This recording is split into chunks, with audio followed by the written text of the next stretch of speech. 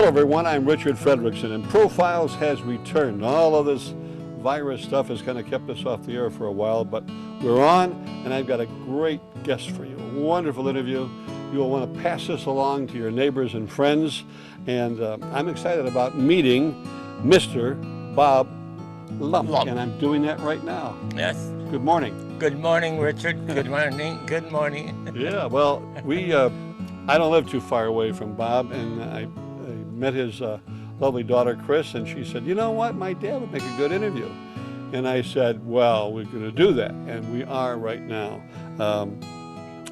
Just to let you know that we're talking to a World War II veteran who's 95 years young and has got lots of stories to share with you, and we're going to do that. Well, I want to get a little background first, okay? I always do that, and I know you like that as well. So let's do this. Let's travel back a few years, actually 95 years. And Bob, where were you born and raised? I was born and raised on the northwest side of Chicago in a hospital called St. Francis Xavier Hospital in Chicago. And I lived there until I was into my high school years. Then we moved, and I was disappointed because I loved where I grew up. Had so many kid friends and everything. Everybody was so nice. In other words, it was like it is here today for me with all the people that I know here, and very nice to live here, and I'm glad to meet you, Rich. Yeah. Yeah. You wanted to be Rich or Richard? Well, let's see. Let's call it Richard. Richard? Yeah. Okay, Richard. Yeah. Good to meet you. Don't be like Schuster. He calls me Mr. Richard, and that sounds like a hairdresser, so I don't want to do that one. We'll talk about the northwest side of Chicago. What was it like growing up? Well, I grew up in a typical bungalow area of Chicago, and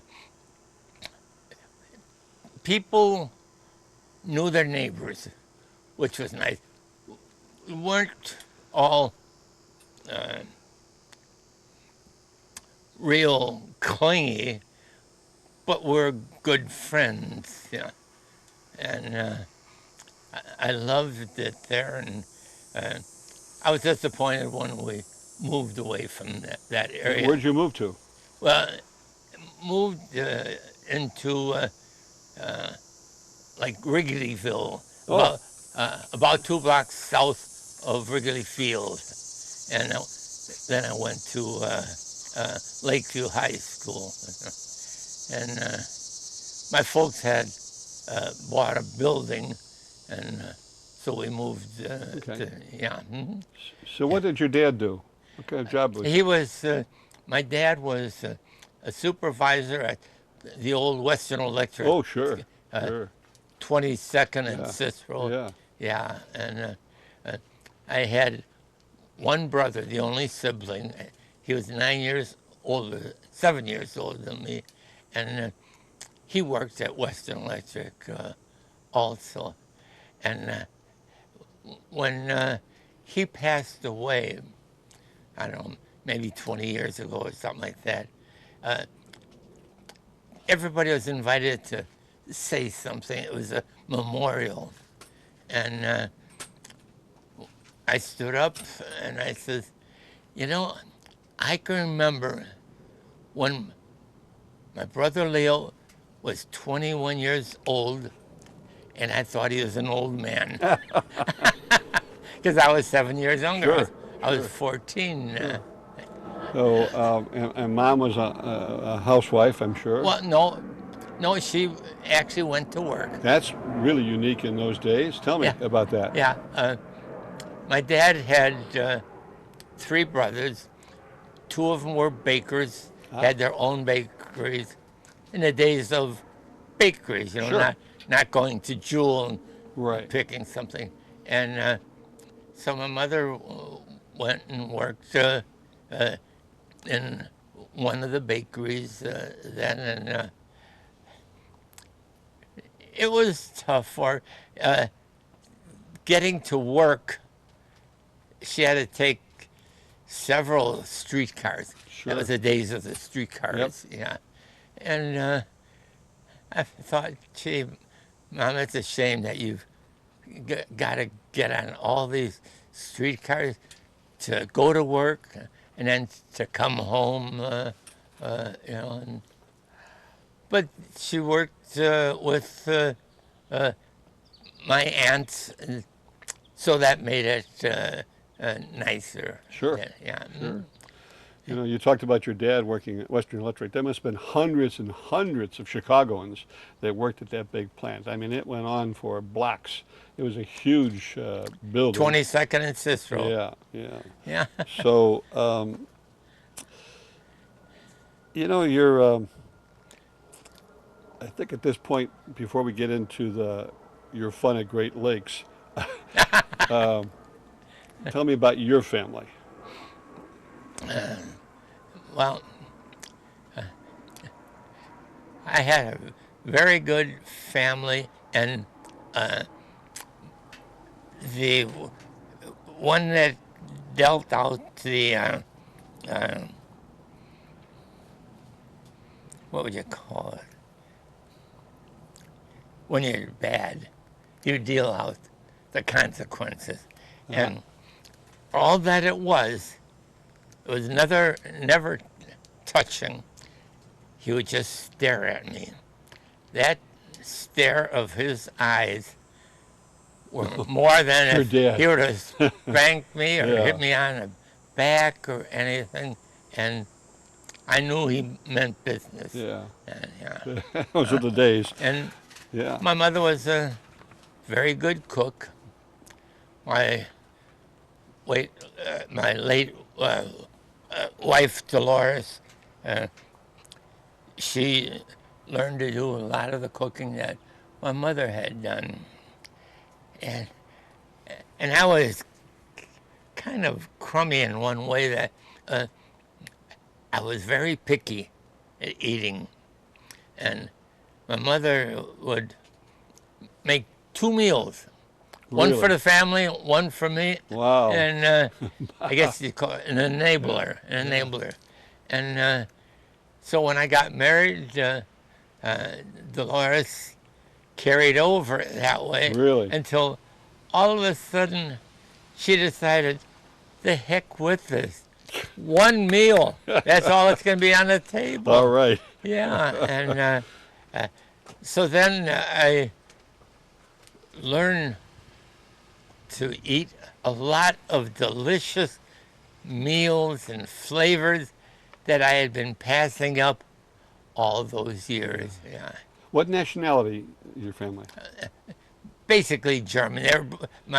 So it was German cooking? Yeah. Okay. My mother and dad were both born in Romania. The edge of it were during the wars. Sometimes it would be Romania, sometimes it would be Hungary, and so forth. Yeah. And Dolores's family were all up in Milwaukee and West Dallas, Sure, Wisconsin. Sure. Yeah. You know, a memory that you mentioned, it brought a memory to me. And when you talk about your mom working in the bakeries, Yeah. you know, we had neighborhood bakeries on Clark Yeah. Street and Ashland Avenue and Right. Pulaski, and just thinking about those bakeries, you can still smell the aroma, especially early in the morning, of the bread baking and the different kinds of pastries being baked. Those are wonderful memories. My one uncle, he was a specialist in bread. Everybody loved his bread. The other one was a specialist in coffee cakes. They loved his coffee sure. cake. And Chris and I have gone past a bakery. We've never gone to it or anything, and I don't even remember the road that it's on, but it's real close to a crispy waffles. Yeah, that would be Steve's Bakery. Yeah. Have you been in there? I have, and it's Is it well like? known. Is it like the old bakeries? I Or don't know not? if it's like the old bakery, but the bakery, the baked goods and it's a commercial.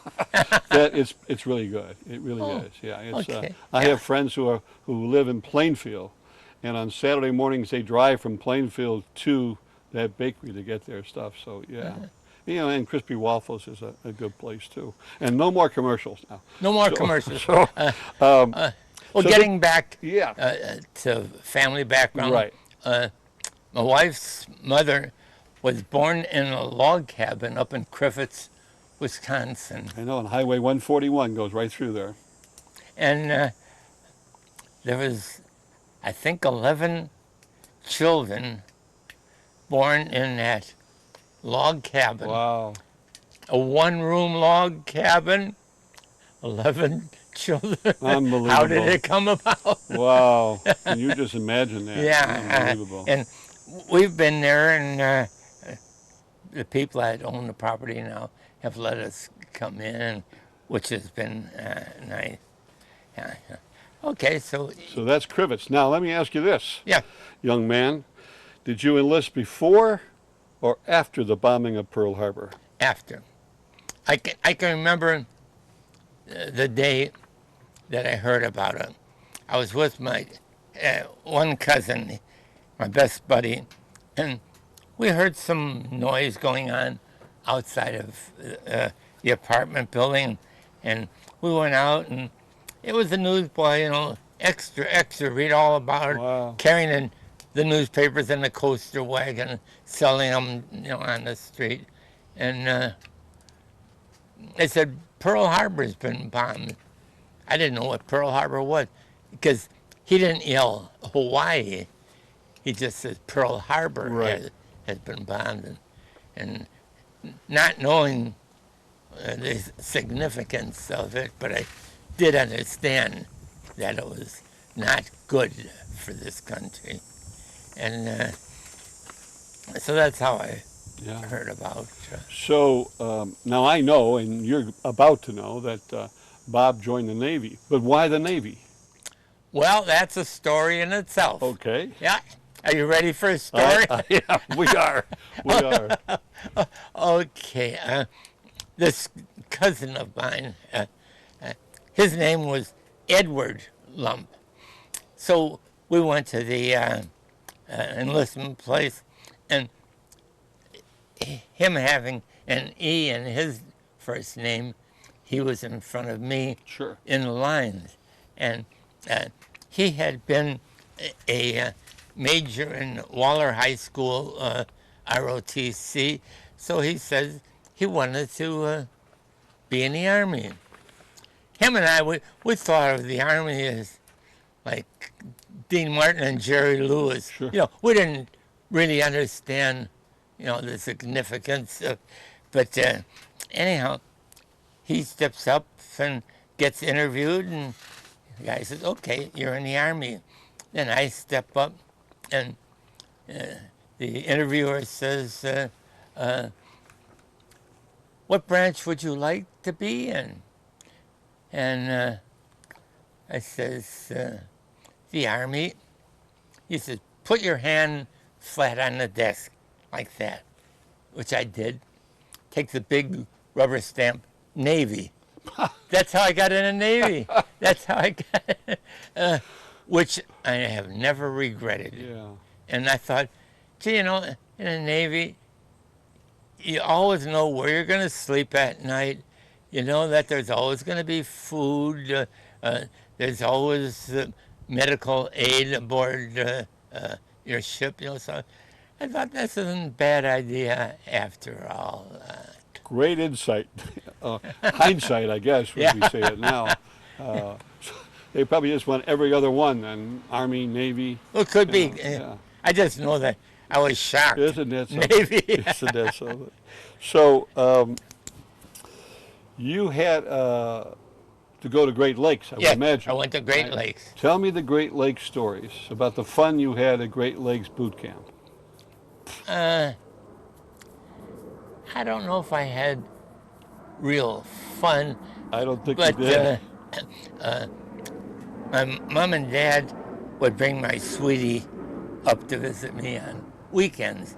And one time they brought my electric Hawaiian guitar, which I played.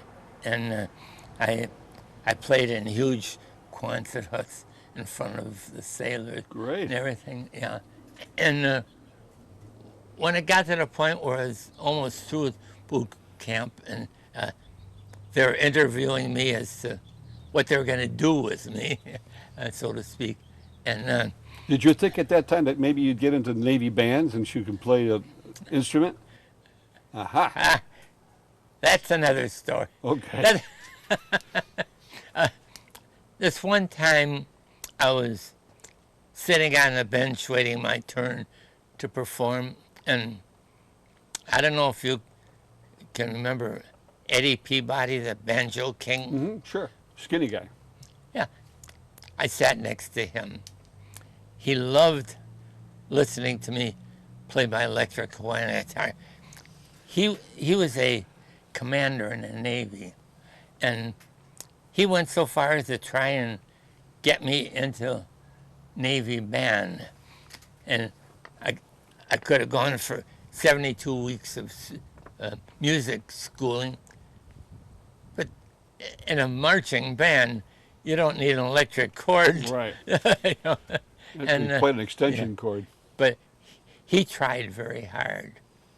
Yeah, and so because it was known that I was a musician, when it got close to boot camp being over, I got interviewed, and the interviewer says, "Oh, you're a musician."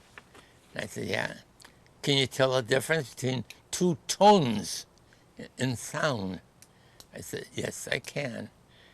And he says, "You're going to sonar school in San Diego." You never know. What the heck is sonar? Sonar. Yeah. Which stands for sound ranging and navigation, Okay. or sound navigation and ranging. And so I went to San Diego and spent probably about 8 months in San Diego in a school there. And then they shipped me up to the Aleutian Islands. Nobody had ever heard of the Aleutian Islands. What the heck are the Aleutian Islands, you know? And I boarded a ship, USS Boxwood, net tender. Now, wait a minute. Yep. Yeah. You know what my question is going to be. What in the heck is a net tender, Tender? did you say? What, Yep. What is that? You can see the picture after a while. Well, you see it right now. We're yeah. going to show it right now. Go ahead and tell us what it is. Yeah. Instead of it having a nice, sharp, pointed bow like all ships, it had a blunt bow with two horns. Yeah, we can see that. Yeah, and winches on the deck would have cables going over that and lower the submarine nets to keep submarines and torpedoes out of harbors. You know, and that was our basic job. Were there suspicions of Japanese submarines in that area? Were they sighted at any time? No, but 3 months before that, the Boxwood was engaged in a battle at one of the islands, Kiska Island, with the Japanese. So I got on the ship about 3 months after that engagement then, and had a bunch of real nice guys. It was a small ship. Only had 30 enlisted men, 2 officers, and that's all that there was to it. So then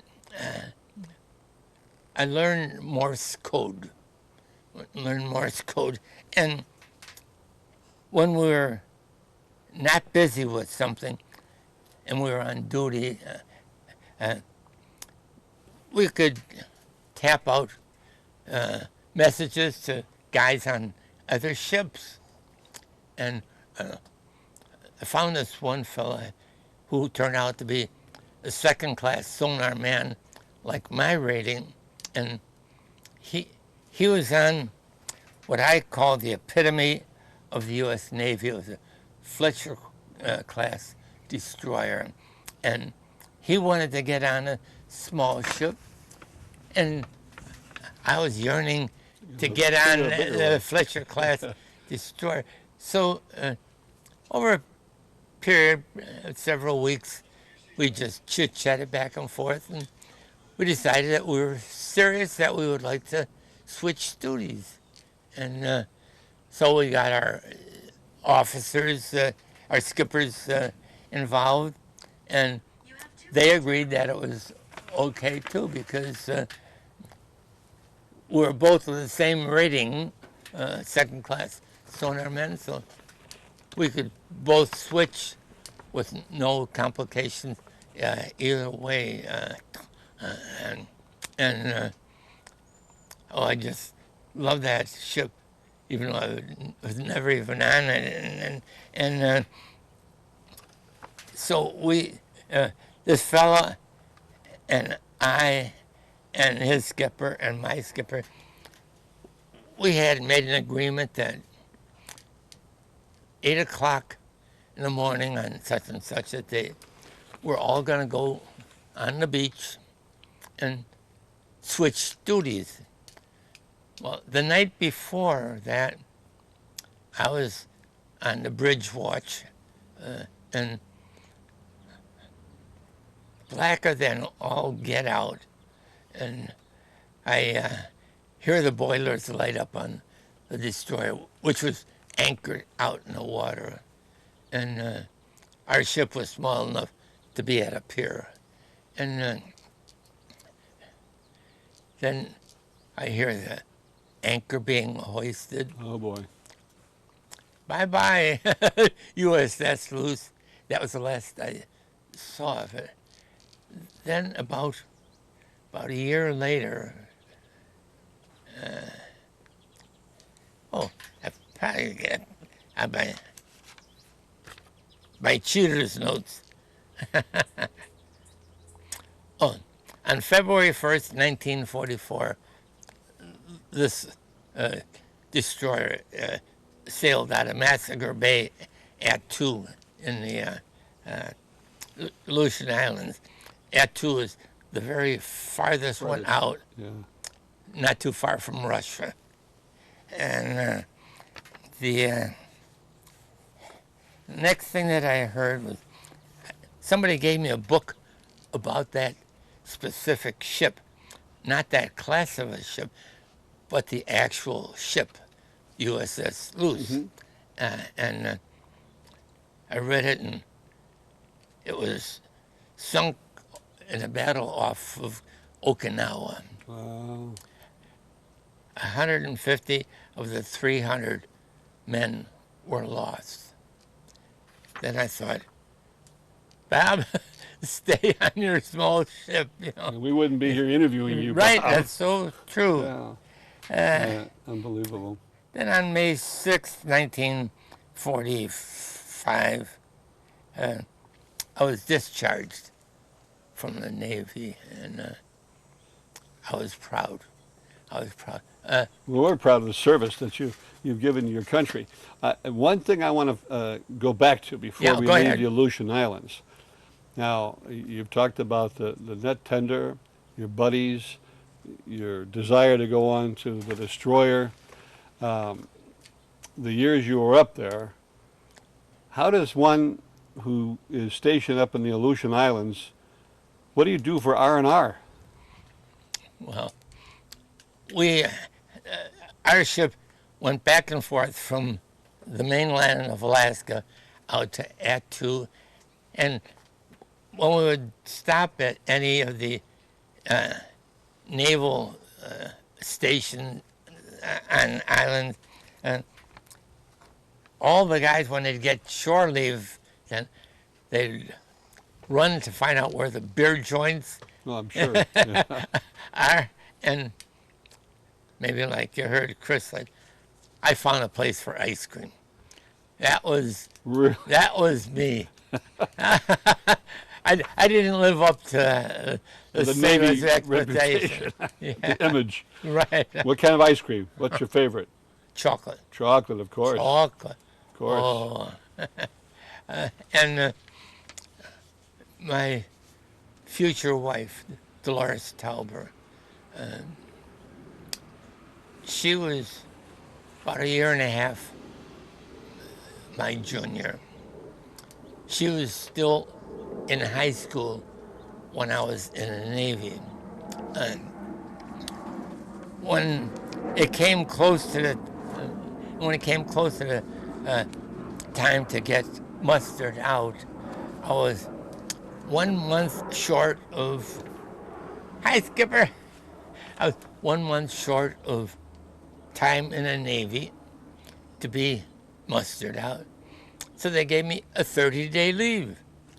That's how I ended my career, a 30-day leave. Great. And my sweetie, Dolores Tauber, she was still in high school. Each day after I'd go out to her school and wait for her to come out at the end of the day. Because I was still actually a functioning Navy man, Navy, sure. I had to be in uniform. Right. And so Dolores tells me, I'm not making it up, and she says, one of the girls in her class looked out the window and turned around to the class and says, girls, there's a sailor out there. Here's what Dolores says that she said, what Dolores herself said. And he's all mine. He's all mine. He's all mine. That's great. Yeah, that's the way she put it. He's all mine. You know. Yeah. And So when did you get married? Shortly after that? Or was it a while?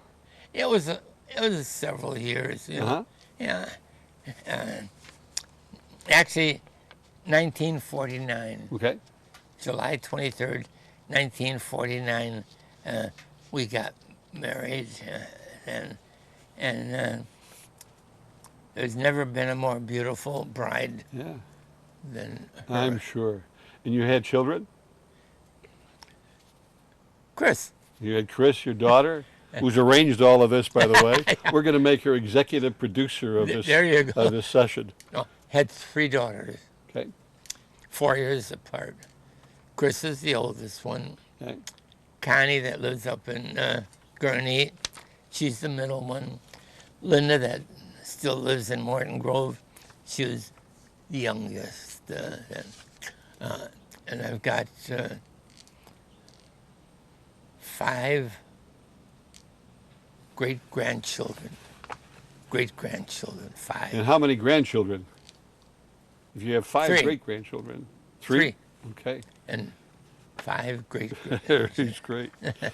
Well, at this point, first of all, it's been a pleasure and a privilege talking with you. Well, thank And we'll do more of this when the cameras aren't rolling. We'll have other stories to tell. Okay. Right? We'll do that. Lessons that you've learned in life. You've been around for a few years. Yeah. You got a couple of lessons you'd like to share with people?